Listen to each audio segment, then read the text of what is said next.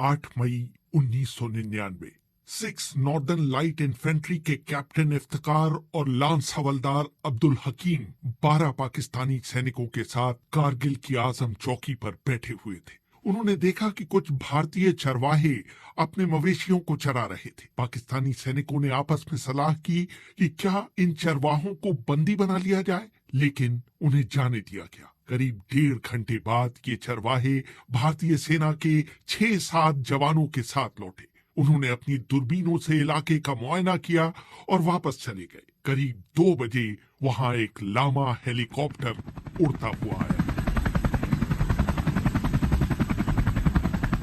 इतना नीचे कि कैप्टन इफ्तिकार को पायलट का बैज तक साफ साफ दिखाई दे रहा था। ये पहला मौका था कि भारतीय सैनिकों को भनक पड़ी कि बहुत सारे पाकिस्तानी सैनिकों ने कारगिल की पहाड़ियों की ऊंचाइयों पर अपनी पकड़ बना ली है। अगले दिन फिर 2 लामा हेलीकॉप्टर वहां पहुंचे और आजम, तारिक और तशवीन चौकियों पर गोलियां बरसाईं। कैप्टन इफ्तिकार ने बटालियन मुख्यालय से भारतीय हेलीकॉप्टरों पर गोली चलाने की अनुमति मांगी, लेकिन उन्हें ये इजाजत नहीं दी गई, इसलिए कि इससे भारतीयों के लिए सरप्राइज एलिमेंट खत्म हो जाएगा। उधर भारतीय सैनिक अधिकारियों को ये आभास तो हो गया कि पाकिस्तान की तरफ से बड़ी घुसपैठ हुई है। शुरू में उन्हें लगा कि वो उसे अपने स्तर पर सुलझा लेंगे, इसलिए उन्होंने राजनीतिक नेतृत्व को इसके बारे में बताने की जरूरत नहीं समझी। उस समय भारतीय विदेश मंत्री जसवंत सिंह के बेटे मानवेंद्र सिंह, जो एक जमाने में इंडियन एक्सप्रेस के संवाददाता हुआ करते थे,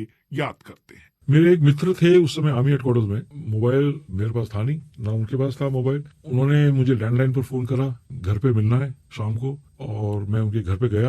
आर्मी हेडक्वार्टर्स में उनकी पोस्टिंग थी। उन्होंने मुझे बताया कि वहाँ कुछ गड़बड़ है, क्योंकि किसी बल्टन को तुरंत मैंने हेलीकॉप्टर के मार्फत इसी डिफिकल्ट क्षेत्र में पूरे यूनिट को भेजा है। कहीं कहीं कांटेक्ट हुआ है इन्फिल्ट्रेशन से। उनको भी जानकारी नहीं थी कि इन्फिल्ट्रेशन किसका है, आतंकवादियों का या सेना का। रात को मैं लेट आया, इसलिए रात को तो मैंने फादर को बताया नहीं। सवेरे में जल्दी उठा, उनके वो भी जल्दी उठते थे। फिर मैंने उनको बताया कि कुछ गड़बड़ है और आप पता करिए, आपको जानकारी ज्यादा मिलेगी मेरे से। फिर उन्होंने स्वर्गीय जॉर्ज फर्नांडिस को बताया। फिर आगे जाकर ये बात है। और फर्नांडिस शायद रूस जाने वाले थे अगले ही दिन, वो कहीं जाने वाले थे। उन्होंने फिर ब्रीफिंग के लिए बोला आर्मी हेडक्वार्टर्स में। सवाल उठता है कि लाहौर शिखर सम्मेलन के बाद पाकिस्तानी सैनिकों के इस तरह गुपचुप तरीके से कारगिल की पहाड़ियों पर जा बैठने का मकसद क्या था। इंडियन एक्सप्रेस के सह संपादक सुशांत सिंह कहते हैं, मकसद यही था कि भारत की जो नॉर्दर्न मोस्ट टिप है, जहां पर सियाचिन ग्लेशियर और बाकी जो जगह है, उसकी जो लाइफलाइन है, वो जो एक रोड है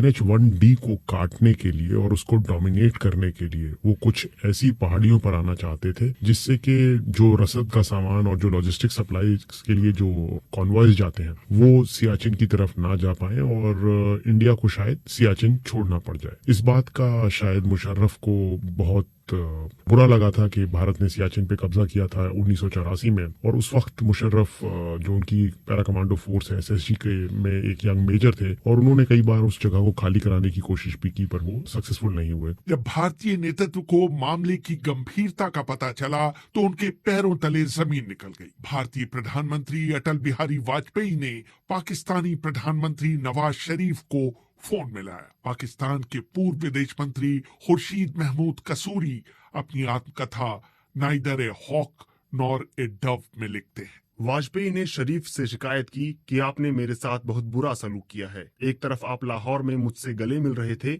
दूसरी तरफ आपके लोग करगिल की पहाड़ियों पर कब्जा कर रहे थे।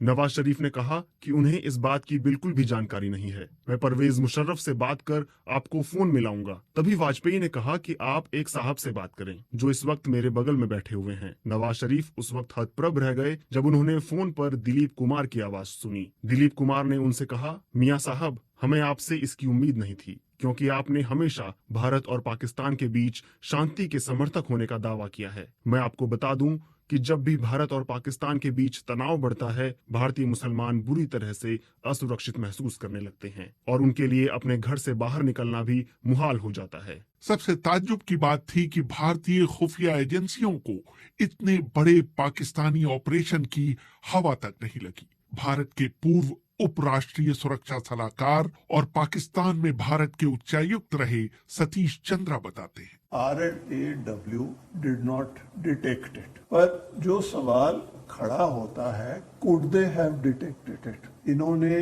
कोई फोर्स एडिशनल नहीं ली वहां। रॉ की डिटेक्शन होती है जबकि अगर आप फॉर्मेशंस मूव करोगे, तो उन्होंने तो 1 या 2 मैक्सिमम एडिशनल बटालियन उस एरिया में डाले। हमने बहुतों से इंटरव्यू की, आईबी से भी बात की हमने, तो आईबी ने कहा कि हमने देखिए 52 इनपुट्स या इतने इनपुट्स, उनने कोई नंबर दिए, ये दिखाता है कि ये किया। वो कैसी चीजें थी कि यहाँ पे ऑर्डिनेंस डंप हो रहा था, यहाँ पे थोड़ी बहुत मूवमेंट थी। हमने कहा कि भाई ये तो हर साल होता, जैसे कई लोकेशन पे हेलीकॉप्टर आए, वो हर साल आ रहे। तो जैसे कहते हैं ना, स्मोकिंग गन एविडेंस कहीं नहीं था। हाँ, अगर फॉरवर्ड पोजीशंस पे फौज होती तो उनको नजर आता और डिटेक्ट होता। जहां पे फौजें आगी थी और एक अफसर ने तो डिसोबे भी कर दिया ऑर्डर्स, उसने विड्रॉ नहीं किया, वहां पे कोई इन्फिल्ट्रेशन हुई नहीं।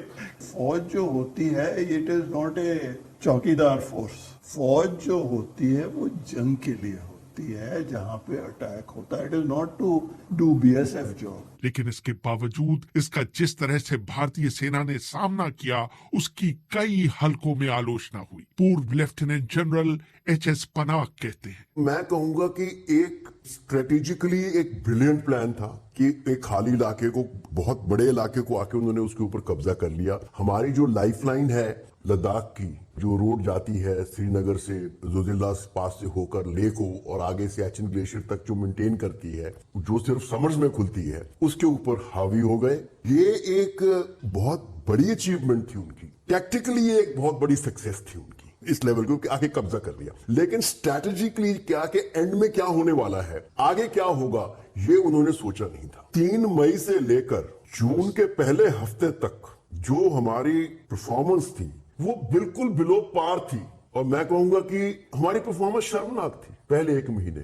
उसके बाद जब 8 डिवीजन ने चार्ज लिया और फिर हमें थोड़ा सा उस बात का एहसास हो गया कि इस इलाके में कैसे ऑपरेट करना है, डेफिनेटली ये एक बहुत मुश्किल ऑपरेशन था। क्योंकि एक तो पहाड़ियां जो है उनके ऊपर उनका कब्जा, आप नीचे हो वो ऊपर है, ये सबसे मुश्किल ऑपरेशन होता है। जैसे कि आप आदमी सीढ़ियों के ऊपर खड़ा हुआ, आप नीचे से चढ़ के उसको नीचे उतारने की कोशिश कर रहे हैं। और दूसरा ऑक्सीजन की कमी। तीसरी बड़ी बात ये थी कि कुछ हद तक हमारी ट्रेनिंग भी इस मामले में ऑफेंसिव में कमजोर थी। जनरल परवेज मुशर्रफ ने भी बार बार दोहराया कि उनकी नजर में ये बहुत अच्छा प्लान था, जिसने भारतीय सेना को खासी मुश्किल में डाल दिया था। मुशर्रफ ने अपनी आत्मकथा in the line of fire में लिखा, भारत ने उन चौकियों पर पूरी ब्रिगेड से हमले किए जहां हमारे सिर्फ 8 या 9 सैनिक तैनात थे। जून के मध्य तक उन्हें कोई खास सफलता नहीं मिली। पहाड़ हमेशा रक्षण की लड़ाई में मदद करते हैं। भारतीयों ने खुद माना कि उनके 600 से अधिक लोग मारे गए और 1500 से अधिक लोग घायल हुए। हमारी सूचना ये है कि वास्तविक संख्या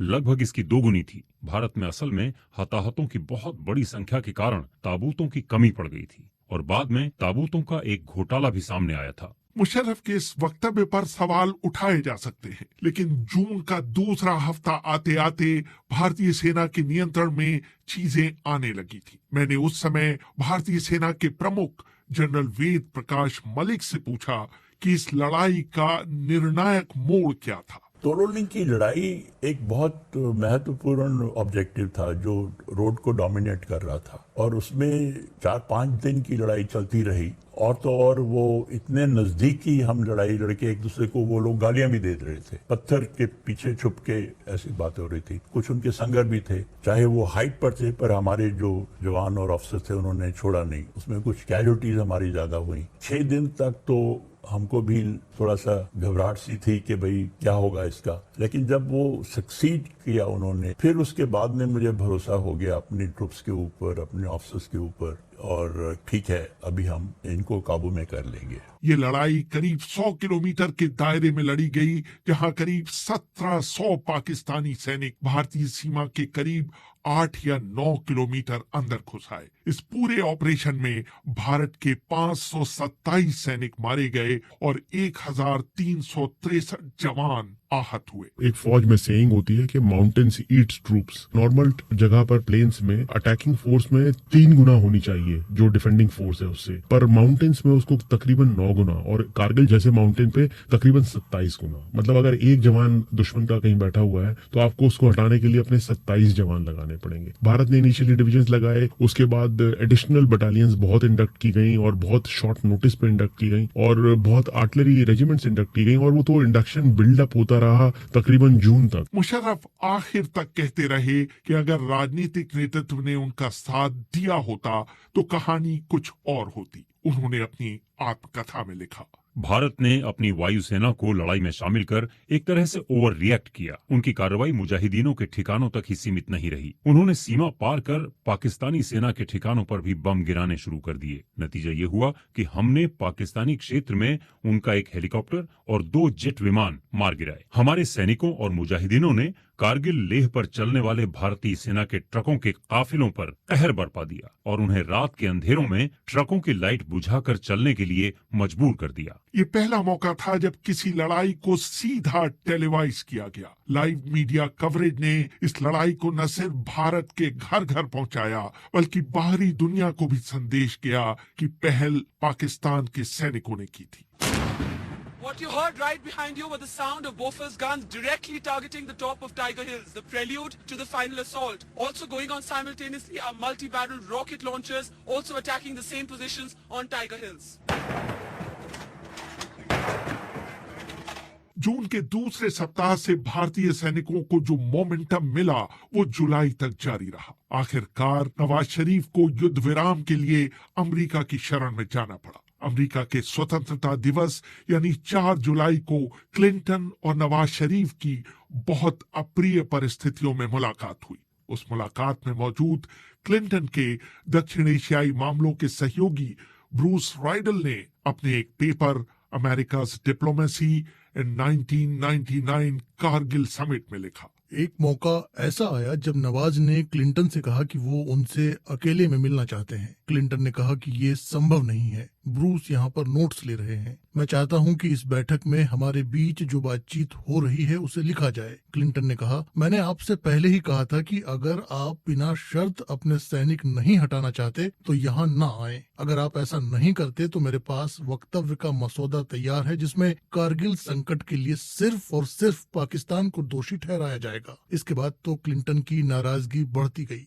उन्होंने कहा, मैंने आपसे कई बार ओसामा बिन लादेन को अफगानिस्तान से पकड़वाने में मदद करने के लिए कहा है, लेकिन आपने अब तक कुछ नहीं किया है, बल्कि आपकी आईएसआई तालिबान और लादेन के साथ मिलकर काम कर रही है। नवाज शरीफ के चेहरे पर हवाइयां उड़ने लगी थीं। पाकिस्तानी प्रतिनिधिमंडल के एक सदस्य तारिक फातमी ने फ्रॉम कारगिल टू द कू पुस्तक की लेखिका नसीम जहरा को बताया कि जब शरीफ बैठक से बाहर निकले तो उनका चेहरा निचुड़ चुका था। उनकी बातों से हमें लगा कि उनमें विरोध करने की कोई ताकत बाकी नहीं बची थी। उधर शरीफ क्लिंटन से बात कर रहे थे। टेलीविजन पर टाइगर हिल पर भारत के कब्जे की खबर फ्लैश हो रही थी।